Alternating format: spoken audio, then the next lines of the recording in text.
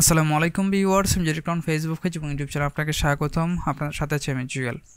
আজকের এই টিউটোরিয়ালটা তাদের জন্য যারা আসলে তাদের ফোনের মধ্যে গেম টার্বো অপশনটা এনাবল করতে পারতেছে না, অথবা ফোনের সেটিংয়ে গিয়ে যখন এনাবল করতে চাচ্ছে তখন সেই ক্ষেত্রে এনাবল করার অপশনটা এটা হচ্ছে গ্রে আউট হয়ে আছে। তো সব কিছুর সমাধান পাবেন এই ভিডিওতে। তাহলে চলুন কথা না বাড়িয়ে মূল ভিডিও শুরু করা যাক।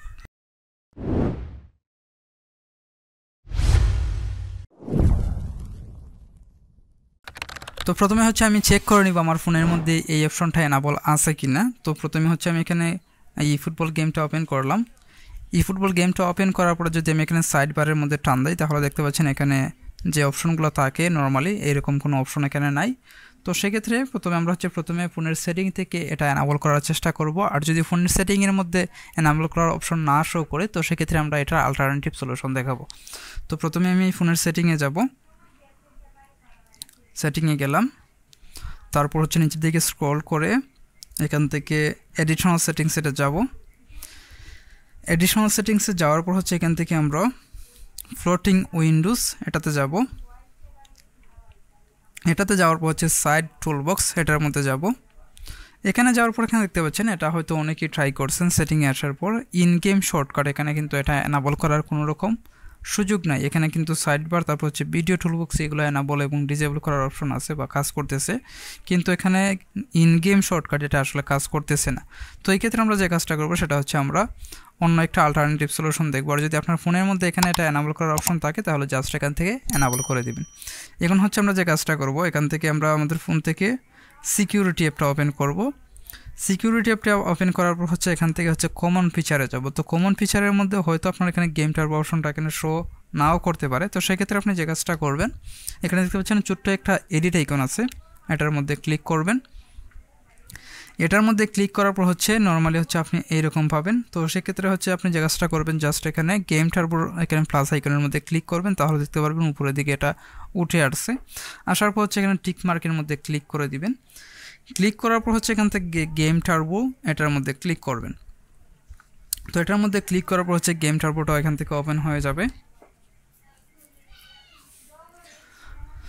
তারপর এখন যে কাজটা করতে হবে এটা হচ্ছে আমাদেরকে এই যে শর্টকাটটা আমরা আসলে দেখেছিলাম যে ভিজিবল নয়, এইটা এখান থেকে হচ্ছে এনাবল করতে হবে। তো এখান থেকে আমরা যে কাজটা করব, সেটিংয়ে যাব, সেটিং আইকনের মধ্যে ক্লিক করলাম।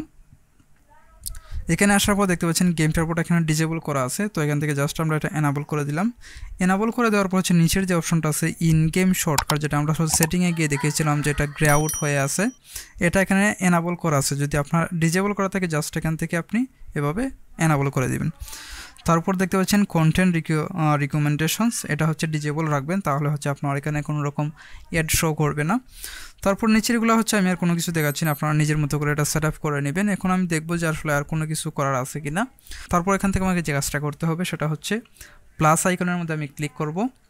তারপর হচ্ছে আপনার যে গেম অ্যাপসটা আছে সেটা আপনাকে এনাবল করতে হবে এখান থেকে। তো এখান থেকে আমি দেখছি আমার ই ফুটবল গেমটা কোথায় আছে। তো দেখতে পাচ্ছেন এখানে ই ফুটবল আমি পেয়ে গেছি। এখন এটা আমি এনাবল করে দেবো। এনাবল করে দেওয়ার পর এখানে দেখতে পাচ্ছেন বাম দিকে কিন্তু এটা চলে আসছে। এখন জাস্ট আমি ব্যাক করব। এখন দেখবো যে আমার ফোনের মধ্যে ই ফুটবলের ক্ষেত্রে এই যে গেম টার্বোর যে ফিচারগুলো আছে এগুলো শো করে কিনা। আমি আসলাম এখানে, তারপর যদি এখানে সাইড বারের মধ্যে আমি টান দিই তাহলে দেখবেন যে আমার এখানে অপশনগুলো এখানে শো করতেছে। দেখতে পাচ্ছেন এখানে চাইলে এখন আমি পারফরমেন্স বুস্ট করতে পারবো। তারপর যে বাকি যে ফিচারগুলো আছে এগুলো আমি ব্যবহার করতে পারবো। তো আশা করি বুঝতে পারছেন। আজকের মতো এখানে বিদায় নেব। বিদায় নেওয়ার আগে একটি অনুরোধ, ভিডিওটা দেখে যদি আপনার উপকারে এসে থাকে তাহলে আশা করি ভিডিওতে একটা লাইক দিবেন এবং আমার চ্যানেলটি সাবস্ক্রাইব করবেন।